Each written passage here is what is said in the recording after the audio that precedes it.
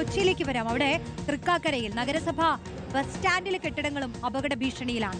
കെട്ടിടങ്ങൾ പൊളിച്ചു നീക്കുന്നതിന് നഗരസഭ തീരുമാനിച്ചിരുന്നുവെങ്കിലും ഇപ്പോഴും തീരുമാനമാകാതെ നിൽക്കുകയാണ്. ബസ് സ്റ്റാൻഡിൽ യാത്രക്കാർ എത്തുന്നത് കുറവാണെങ്കിലും ബസ് ജീവനക്കാരും കടകളിൽ വിവിധ ആവശ്യങ്ങൾക്കായി എത്തുന്നവരുമായി നിരവധി പേർ ദിവസവും ഇവിടെ എത്തിച്ചേരുന്നുണ്ടെന്നാണ് പറയുന്നത്. രാംഷ ചേരുന്നു. രാംഷ, ഒരു തീരുമാനം എടുക്കാൻ എന്താണ് ഇത്ര കാലതാമസം? റോഷ്നി, തീർച്ചയായിട്ടും അതുതന്നെയാണ്. ഞാനിപ്പോൾ നിൽക്കുന്നത് തൃക്കാക്കര നഗരസഭയ്ക്ക് കീഴിലുള്ള ബസ് സ്റ്റാൻഡ് കം ഷോപ്പിംഗ് കോംപ്ലക്സിലാണ്. ഈ കെട്ടിടത്തിൻ്റെ ഒരു ദുരവസ്ഥ നമുക്ക് ദൃശ്യങ്ങളിൽ നിന്ന് വളരെ വ്യക്തമായി കാണാൻ കഴിയും. ഇതിൻ്റെ സീലിങ്ങുകൾ നോക്കിയാൽ അത് കോൺക്രീറ്റ് പാളികൾ അടർന്നു വീണ് ആ ഇരുമ്പ് കമ്പികൾ പുറത്തു കാണുന്ന നില, അതും ദ്രവിച്ച കമ്പികളാണ്, അത് പുറത്തു കാണുന്ന നിലയിലാണ് ഈ കെട്ടിടം ഇപ്പോൾ ഉള്ളത്.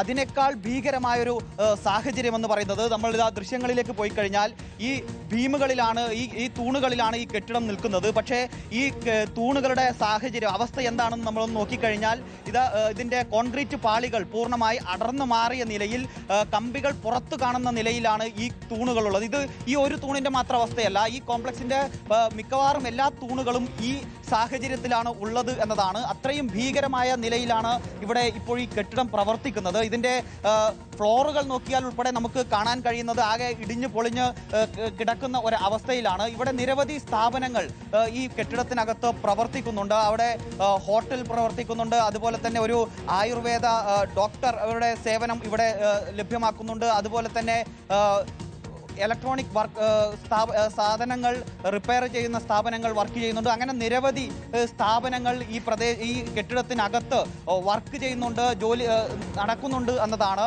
ഏതായാലും അവിടെയെല്ലാം നിരവധി ആളുകളാണ് ഓരോ ദിവസവും എത്തിച്ചേരുന്നത്. ഞാൻ നേരത്തെ പറഞ്ഞതുപോലെ നമ്മളിപ്പോൾ നിൽക്കുന്ന ഈ ഭാഗം ഈ ബസ് സ്റ്റാൻഡിനോട് ചേർന്ന് നിൽക്കുന്ന ഇതിൻ്റെ മറുവശമാണ്. ഇതിൻ്റെ അപ്പുറത്തെ വശത്ത് ഈ കെട്ടിടത്തിൻ്റെ മറുവശമാണ് മെയിൻ റോഡുമായി ഫേസ് ചെയ്ത് നിൽക്കുന്ന ഭാഗമെന്ന് പറയുന്നത്. അവിടെയാണ് പ്രധാനമായും കടമുറികളെല്ലാം ഇപ്പോൾ അതിൻ്റെ ഒരു ഭാഗം പ്രവർത്തിക്കുന്നത്.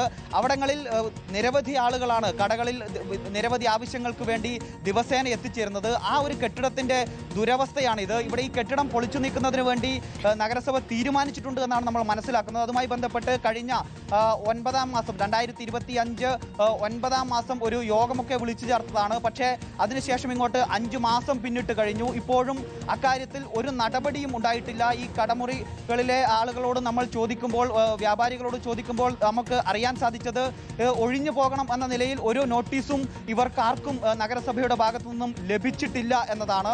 ഏതായാലും തൃക്കാക്കര നഗരസഭയെ സംബന്ധിച്ചിടത്തോളം ഇതിൻ്റെ തൊട്ടപ്പുറത്താണ് നഗരസഭ കാര്യാലയം ഉള്ളത്.